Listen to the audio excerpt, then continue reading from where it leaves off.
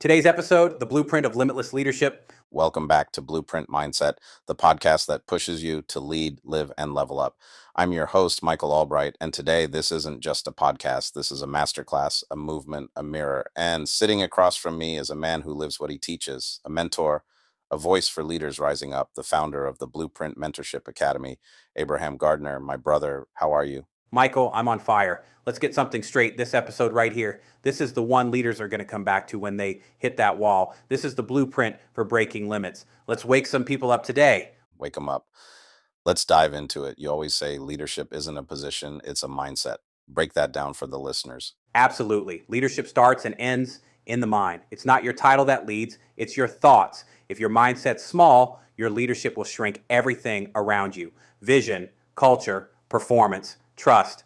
But if your mindset is abundant, anchored, aware, now you're dangerous in the best way. Now you're a builder. See, people think burnout comes from doing too much. Nah, burnout comes from doing too little of what aligns with your purpose. That's why mindset matters, because the moment you operate from truth instead of fear, everything changes. Hold on, you're saying that burnout comes from doing too little of what aligns with your purpose. That right there is gold. So how do we fix that? You got to realign. And realignment takes courage. That means asking, am I showing up as the real me or the version of me that's performing for approval? The real fix is to stop hiding, stop overthinking, get back to bold action that matches your calling. You work with high-performing sales pros and leaders every day. What's the biggest mindset block you see that holds them back?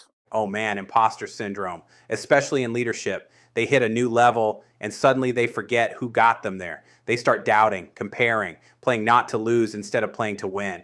But here's the truth. The real imposter isn't the one who doubts, it's the one who pretends. When you stop pretending, when you start leading from authenticity, that's when people trust you. That's when momentum shows up. Let's talk about momentum. You say that momentum doesn't come from motivation, it comes from movement. How does a leader create momentum when things feel stuck? You create it by choosing to move when it's inconvenient. It's showing up when the room is empty. It's making the call, the correction, the commitment when it's awkward. Momentum is built in silence, not spotlight. Here's the model. Do, learn, improve. Do the thing. Don't wait for perfect. Learn from it. Ask what landed, what missed, improve it, adjust, reinforce, repeat. That cycle right there, that's how leaders evolve from average to impactful. So good.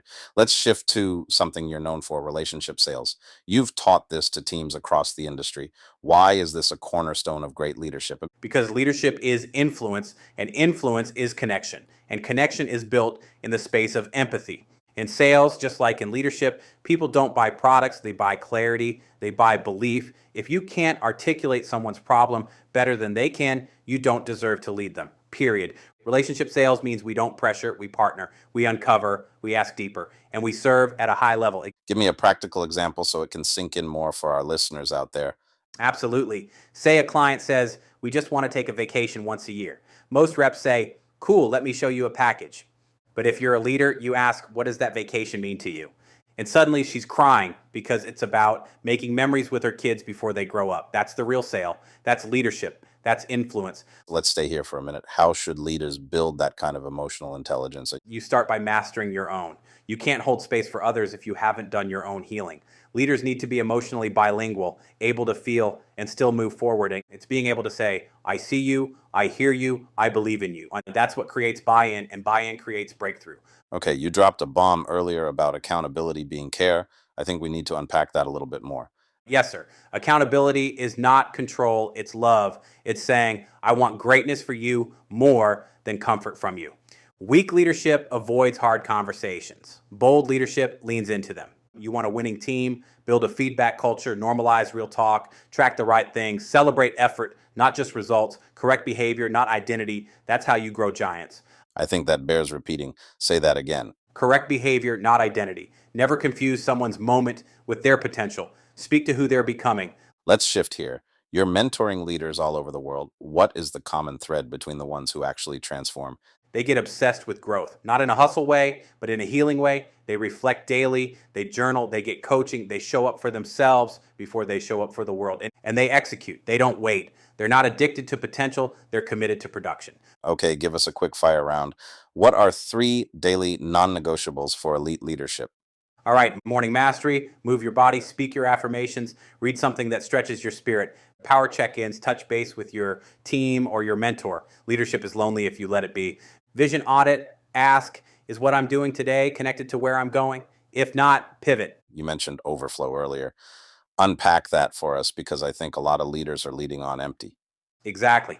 You can't lead from obligation. You've got to lead from overflow. That means prioritizing your peace, your health, your purpose.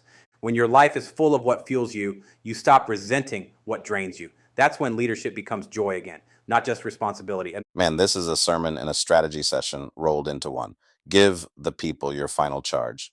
you weren't born to blend in. You're not here to repeat average. You're here to build, to break chains, to be the example your younger self needed. So stop shrinking, stop doubting, stop playing back up to someone else's dream. Lead like lives depend on it, because they do. That's the mic drop. You heard it here. That's the blueprint. That's the standard. This isn't a game. It's a movement.